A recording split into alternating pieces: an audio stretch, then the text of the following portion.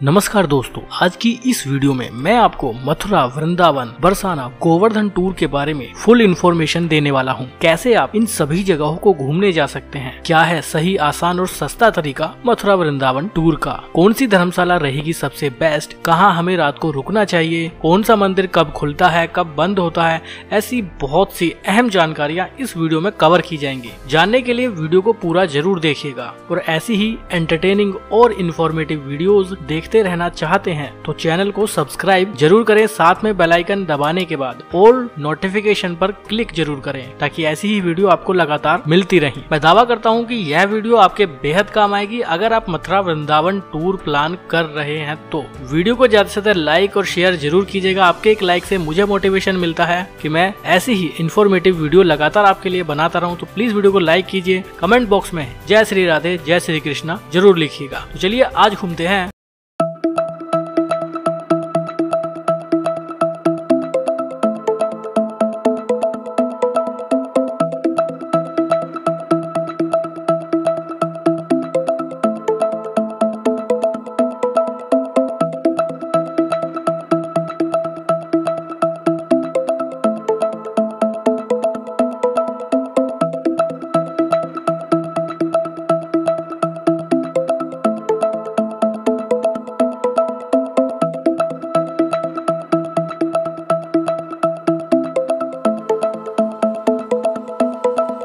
सबसे पहले बात करते हैं कि मथुरा पहुंचना कैसे है। अगर आप बाई फ्लाइट आना चाहते हैं तो नजदीकी एयरपोर्ट आगरा में है। आगरा एयरपोर्ट देश के सभी बड़े बड़े शहरों से हवाई मार्ग से जुड़ा हुआ है। आगरा और मथुरा के बीच की दूरी 57 किलोमीटर है। अगर आप बाई ट्रेन आना चाहते हैं तो मथुरा रेलवे स्टेशन भी देश के सभी शहरों से रेल मार्ग से जुड़ा हुआ है। अगर आप बाई रोड आना चाहते हैं तो बाय रोड आने के भी आपके पास 4 अलग अलग तरीके हैं। सड़क मार्ग द्वारा मथुरा सभी शहरों से अच्छे से जुड़ा हुआ है। आप चाहें तो स्टेट रोडवेज बस से भी आ सकते हैं, जो एक सस्ता और सुविधाजनक तरीका है। आप चाहें तो अपने व्हीकल से भी आसानी से मथुरा पहुंच सकते हैं। आप टैक्सी को यूज करके भी मथुरा आ सकते हैं। एक दूसरा तरीका है कि आप टूरिस्ट बसेस के थ्रू मथुरा घूमने आ जाइए। टूरिस्ट बसेस से आने का फायदा ये होता है कि इसमें आपकी कोई टेंशन नहीं होती है, वो सभी जगहों को कवर कराते हैं। तो जो तरीका आपको अच्छा लगे आप उससे आ सकते हैं। वैसे दिल्ली से कुछ प्राइवेट बसेस भी चलती हैं जो आपको डायरेक्ट मथुरा या वृंदावन ड्रॉप करेंगी, लेकिन ये बसेस आपको वृंदावन के मेन बस स्टैंड पर ड्रॉप नहीं करती हैं। ये बसेस आपको यमुना एक्सप्रेसवे के वृंदावन कट पर ड्रॉप करेंगी, जहाँ से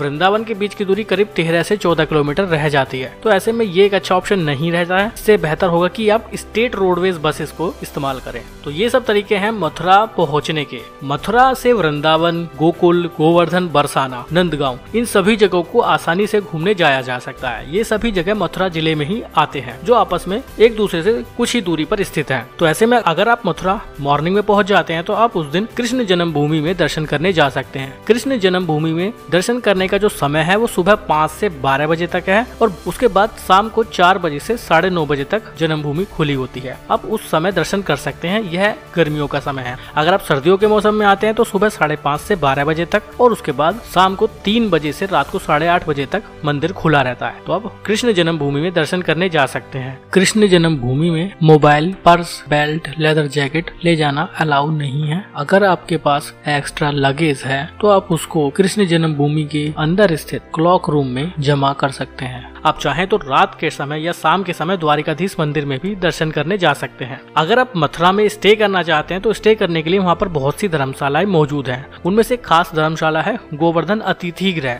यह एक बेहद ही शानदार धर्मशाला है। ये मथुरा के मेन बस स्टैंड से 1.5 किलोमीटर की दूरी पर और मथुरा रेलवे स्टेशन से 4 किलोमीटर की दूरी पर स्थित है। यहाँ से कृष्ण जन्मभूमि 2.5 किलोमीटर, द्वारिकाधीश टेम्पल 1 किलोमीटर के डिस्टेंस पर है। तो ऐसे में मथुरा में स्टे करने के लिए ये एक अच्छा ऑप्शन है।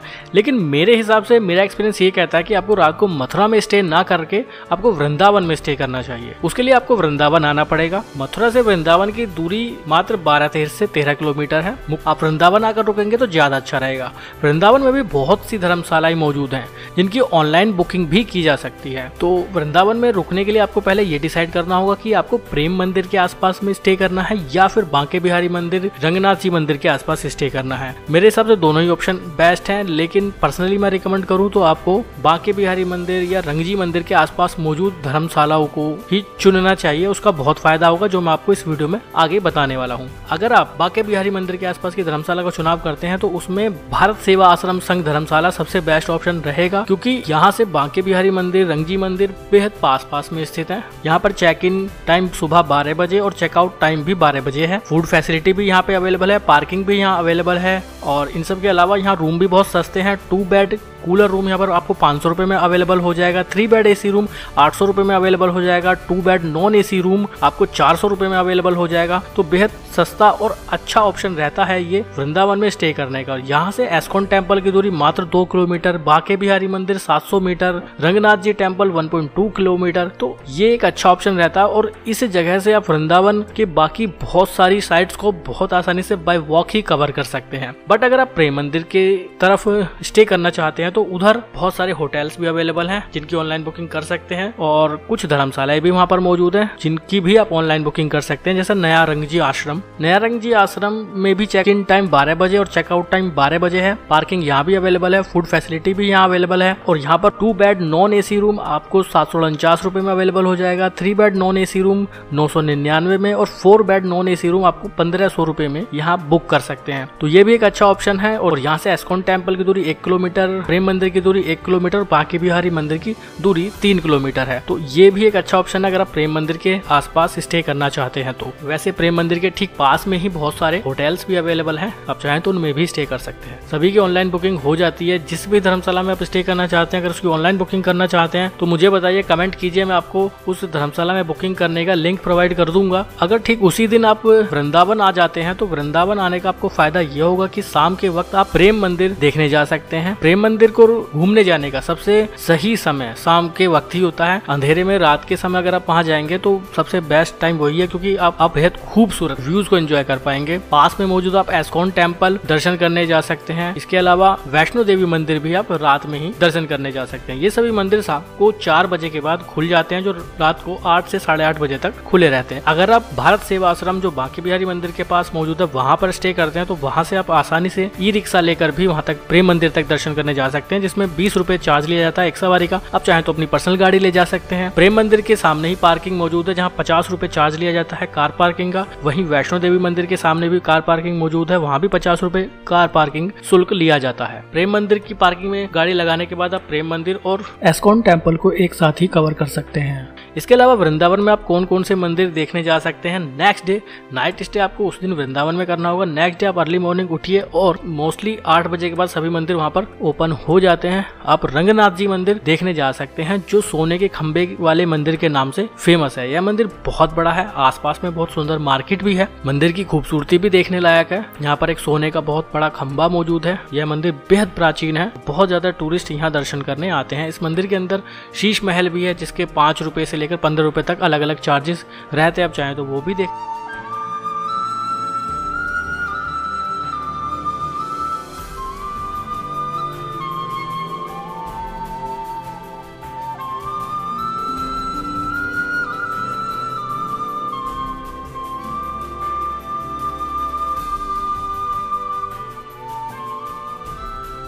इन सब के अलावा रंगनाथ जी मंदिर के पास में ही स्थित गोविंद जी मंदिर आप देखने जा सकते हैं, जिसे भूतों वाले मंदिर के नाम से भी जाना जाता है। यह मंदिर भी बेहद प्राचीन है और उस मंदिर की जो स्ट्रक्चर है वह बहुत ही आकर्षक है। बहुत ही अनोखे तरीके से इस मंदिर को बनाया गया है।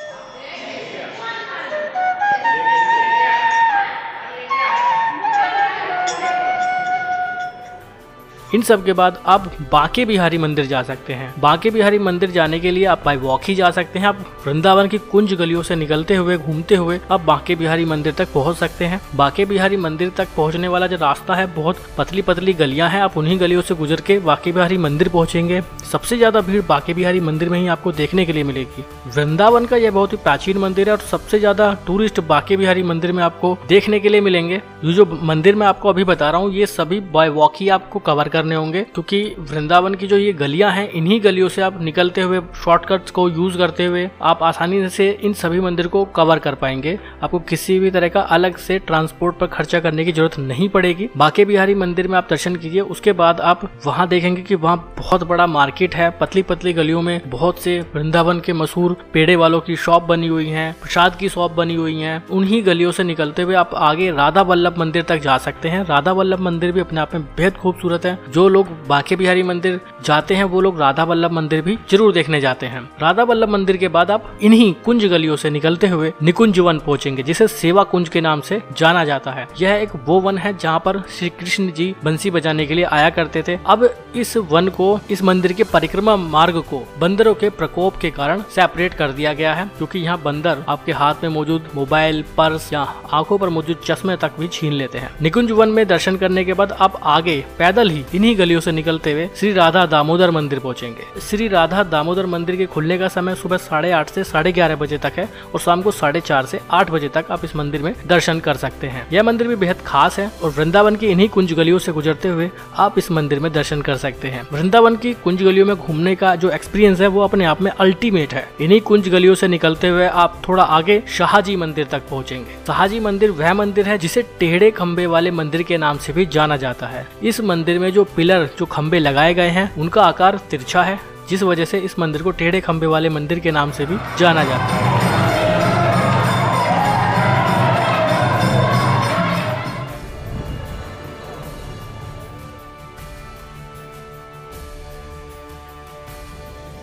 मंदिर के ठीक दाईं ओर निधि वन की ओर जाने वाला रास्ता है। निधि वन वही वन है जिसे मधुबन बाग के नाम से भी जाना जाता है।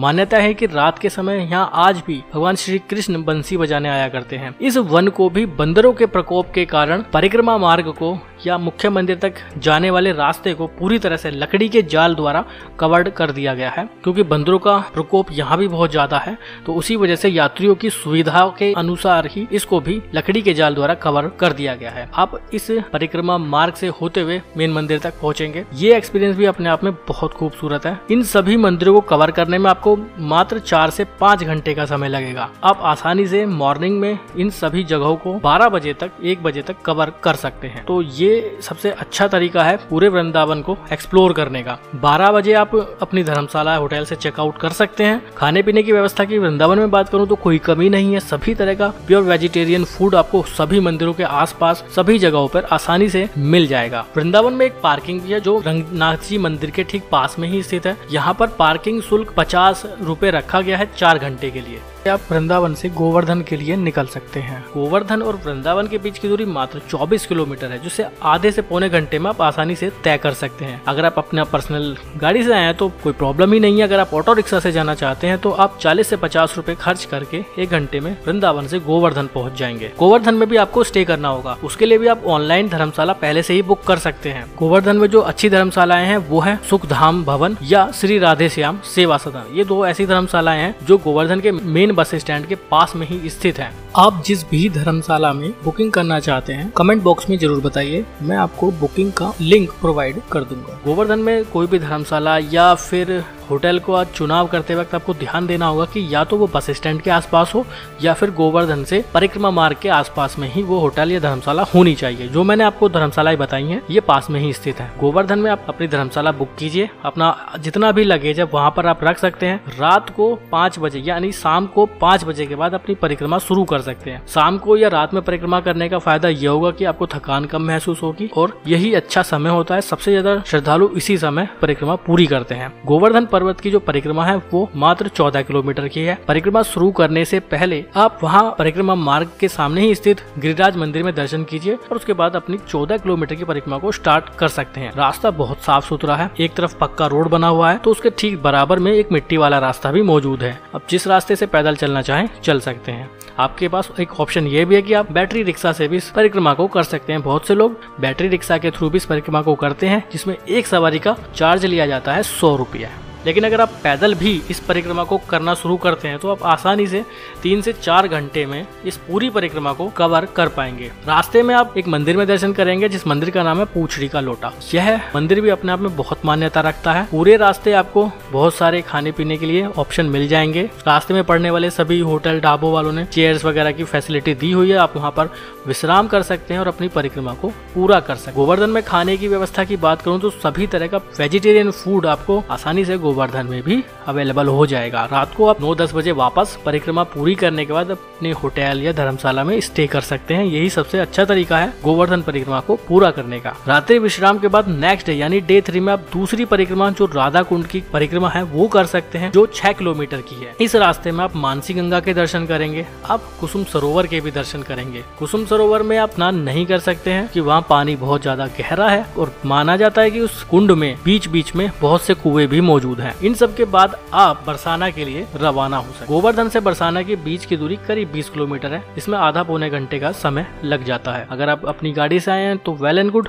बहुत आसानी से पहुंच जाएंगे। ऑटो रिक्शा वाला चार्ज करता है 30 से 40 रुपए बरसाना तक। बरसाना वही गांव है जहां राधा रानी निवास करती थी। बरसाना में गांव के अंदर आप अपनी कार भी ले जा सकते हैं। पुराने समय में कार पार्किंग नीचे ही मौजूद थी, लेकिन अब मुख्य मंदिर तक भी एक पक्का रास्ता बना दिया गया है जहां कार आसानी से चली जाती हैं। तो ऐसे में अगर आप अपनी गाड़ी लेकर आते हैं तो आप अपनी कार को मंदिर के ऊपर तक ले जा सकते हैं जहां कुशल बिहारी महाराज मंदिर मौजूद है। उस मंदिर में ही कार पार्किंग स्थित है। आप चाहे तो अपनी कार वहां पार्किंग लगा सकते हैं। 40 रुपए चार्ज लिया जाता है कार पार्किंग का। अगर आप पब्लिक ट्रांसपोर्ट को यूज करके ऑटो रिक्शा से बरसाना पहुंचे हैं तो बरसाना के मेन रोड से ही बहुत सारी बाइक्स चलती हैं जो वहाँ के लोकल गाँव वालों की हैं। वो आपको मेन मंदिर तक आपको ड्रॉप कर देंगे, जो आपसे 20 से 25 रुपए चार्ज करते हैं। ये भी एक बहुत अच्छा ऑप्शन है बरसाना को एक्सप्लोर करने का। बरसाना में राधा रानी का जो मंदिर है वो करीब 1000 फीट की ऊंचाई पर स्थित है। सामने ही कुशल बिहारी महाराज जी का मंदिर है, इसमें ही पार्किंग स्थित है। आप पहले कुशल बिहारी महाराज मंदिर में दर्शन करने चले जाइए। आप चाहे तो नाइट स्टे भी यहाँ पर कर सकते हैं। आपको वहाँ के कार्यालय में संपर्क करना पड़ेगा और आप नाइट स्टे भी यहाँ पर कर सकते हैं। यहाँ बहुत सारे रूम्स अवेलेबल हैं। मंदिर में दर्शन करने के बाद आप आगे राधा रानी मंदिर की ओर जा सकते हैं। कुशल बिहारी मंदिर के ठीक सामने से ही एक रास्ता राधा रानी मंदिर की ओर जाता है। 300-400 मीटर पैदल चलने के बाद आप राधा रानी मंदिर तक पहुंच जाएंगे। इस रास्ते में बहुत खूबसूरत व्यूज भी आपको देखने के लिए मिलेंगे। सुंदर फुलवाड़ियों से ये इस रास्ते को पूरी तरह से सजाकर रखा हुआ है। मंदिर बहुत खूबसूरत है। मंदिर से बरसाना गांव के भी बहुत सुंदर नजारे देखने के लिए मिलते हैं। राधा रानी मंदिर बरसाना गांव से कुछ ऊंचाई पर स्थित होने के कारण पूरे बरसाने के बेहद खूबसूरत व्यू आप यहाँ से देख पाएंगे। वैसे माना जाता है कि यह मंदिर वो मंदिर नहीं है जहाँ राधा रानी का निवास स्थल था। बताया जाता है कि बरसाना गांव में ही एक और मंदिर मौजूद है जो राधा रानी का मुख्य निवास स्थल है। बरसाना की होली बहुत ज्यादा पॉपुलर है। यहाँ पर लठमार होली का आयोजन किया जाता है। बरसाना की लठमार होली पूरे विश्व भर में बहुत ज्यादा पॉपुलर है, जिसमें भारत के ही नहीं बल्कि दूर दूर अलग अलग देशों के भी लोग हिस्सा लेते हैं और बरसाना की लठमार होली को एंजॉय करते हैं। इस समय यहाँ सबसे ज्यादा क्राउड रहता है, सबसे ज्यादा भीड़ आपको होली के आसपास के समय में देखने के लिए मिलेगी। इन दोनों जगहों पर दर्शन करने के बाद आप बरसाना से 1.5 किलोमीटर की दूरी पर स्थित कीर्ति मंदिर आ जाइए। यह भी एक बहुत ही सुंदर मंदिर है। रंग महल के ठीक बराबर में ही कीर्ति मंदिर को बनाया गया है। पहले रंग महल में भी आम पब्लिक को जाने की परमिशन थी, लेकिन अब उसको एक आश्रम बना दिया गया है जहां आम जनता नहीं जा सकती है, लेकिन आप कीर्ति मंदिर में दर्शन करने जा सकते हैं। कीर्ति मंदिर बहुत खूबसूरत है। बहुत बड़े क्षेत्रफल में इस मंदिर को बनाया गया है। कीर्ति मंदिर में दर्शन करने के बाद आप आगे 10 किलोमीटर दूरी पर स्थित नंद गाँव चले जाइए। यह वह जगह है जहाँ नंद बाबा आकर बस गए थे। गोकुल में जब भगवान श्री कृष्ण को राक्षस परेशान करने लगे थे तो नंद बाबा ने एक अलग गांव बसा लिया जिसे नंद गांव के नाम से जाना जाता है। इस गांव को, इस जमीन को यह वरदान प्राप्त था कि यहाँ कोई राक्षस नहीं पहुंच सकता है। इसीलिए भगवान श्री कृष्ण की रक्षा के दृष्टिकोण से उन्होंने इस गांव को बसाया था। यह भगवान श्री कृष्ण का निवास स्थान है। गोकुल के बाद नंद बाबा अपने पूरे परिवार के साथ ही इस गांव में आकर निवास करने लगे थे। मेन रोड के पास ही यहाँ पर कार पार्किंग मौजूद है, जहाँ पर एक कार का चार्ज लिया जाता है 20 रुपए। बरसाना से ऑटो रिक्शा की फैसिलिटी मिल जाएगी जो 20 से 25 रुपए लेंगे आपसे और आपको नंदगांव ड्रॉप कर देंगे। बाकी रास्ता आपको पैदल ही तय करना पड़ेगा।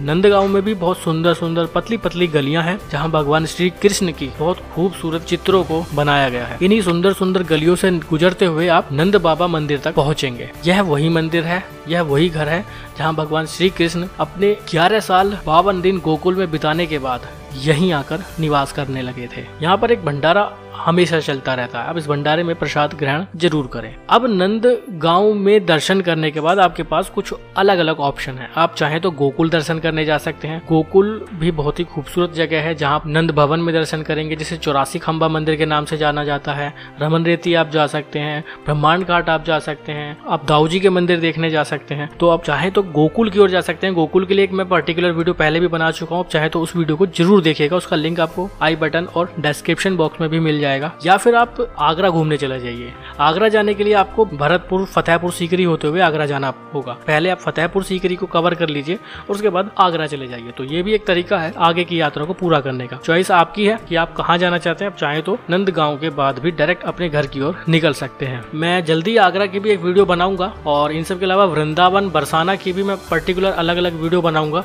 उन वीडियोस को भी आप जरूर देखिएगा। तो ये है सारा तरीका पूरी मथुरा वृंदावन या पूरी ब्रज भूमि की यात्रा को कवर करने का। इससे अच्छा तरीका आपको कोई नहीं बताएगा, मैं गारंटी बता रहा हूँ। ऐसी वीडियो आपको पूरे YouTube पर कहीं भी देखने के लिए नहीं मिलने वाली है। बात बजट की भी कर लेते हैं। देखिए, ये एक ऐसा टूर है जो मिनिमम बजट में किया जा सकता है। अगर आप ट्रेन से आते हैं, आप दिल्ली से आते हैं, तो आप आसानी से सेकंड सिटिंग में भी अगर बैठते हैं तो 90 रुपये टिकट रहता है मात्र उसमें, और बहुत कम बजट में आप बाकी आपका रहने और खाने का खर्चा होता है। धर्मशालाओं में 400-500 रुपये में रूम आसानी से मिल जाते हैं, यहाँ तक कि होटल में भी रूम आसानी से मिल जाते हैं। और कुल 2500 से 2600 रुपये खर्च होगा एक आदमी का। अगर आप शेयरिंग में जाते हैं तो और भी कम में, यानी 1500-2000 में भी आप इस पूरे टूर को कर सकते हैं। इसके अलावा अगर आप अपनी पर्सनल कार लेते हैं और 4 लोग हैं, शेयरिंग में चलते हैं, तो आप और भी बहुत कम खर्चे में, यानी 8 से 10 हज़ार में ही इस पूरे टूर को कंप्लीट कर पाएंगे और 4 लोग में इसको शेयर कर सकते हैं। अगर आप टूरिस्ट बस, यानी कुछ बसेस ऐसी चलती हैं जो पूरा ब्रजभूमि टूर कराती हैं, जिसमें मथुरा, वृंदावन, बरसाना, गोकुल, गोवर्धन सब इंक्लूड रहता है, वो 650 से 1000 रुपये चार्ज करते हैं और आप पूरा टूर उनके थ्रू भी कर सकते हैं, जिसमें ट्रांसपोर्ट, फूड, एकोमोडेशन और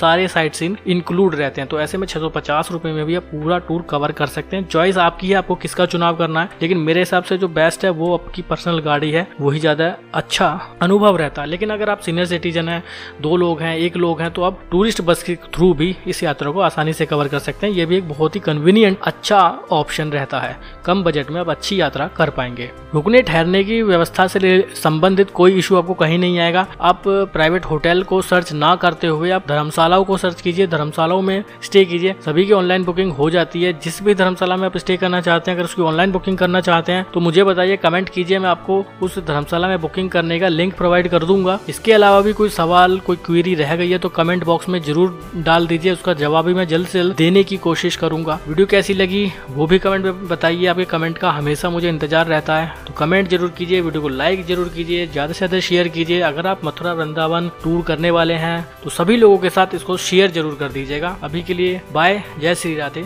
जय श्री कृष्ण।